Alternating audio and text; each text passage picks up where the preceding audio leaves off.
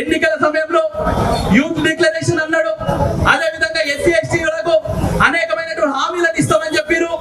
అదే విధంగా రైతులకు అనేకమైనటువంటి మేలు చేస్తామని చెప్పినటువంటి వ్యక్తి ఈ రోజు అదే రైతులని నట్టింట ముంచి పేరుకే రుణమాఫీ అని చెప్పి కేవలం తూతూ మంత్రంగా కొంతమందికి మాత్రమే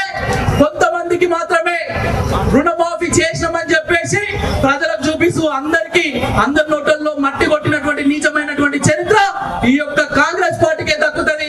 కాబట్టి ఖబర్దార్ కాంగ్రెస్ పార్టీ, ఆ కాంగ్రెస్ పార్టీని పాలిస్తున్నటువంటి రేవంత్ రెడ్డి ఖబర్దార్.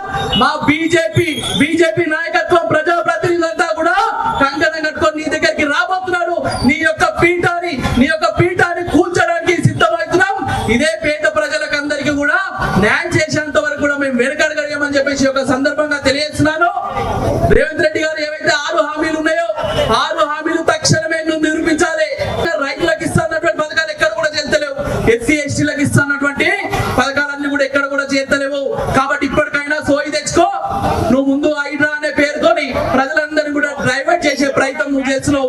మేము ఈ ప్రజలందరూ కూడా ఏకతాటిపై తీసుకొని వచ్చి నువ్వు చేసినటువంటి మోసాలన్నింటిని కూడా ఎండగొట్టే ప్రయత్నం భారతీయ జనతా పార్టీ చేస్తుంది. దాని విధంగా మేము ముందుకు పోయే ప్రయత్నాలు చేస్తామని చెప్పేసి ఒక సందర్భంగా తెలియజేస్తూ ఇంతటి దగ్గర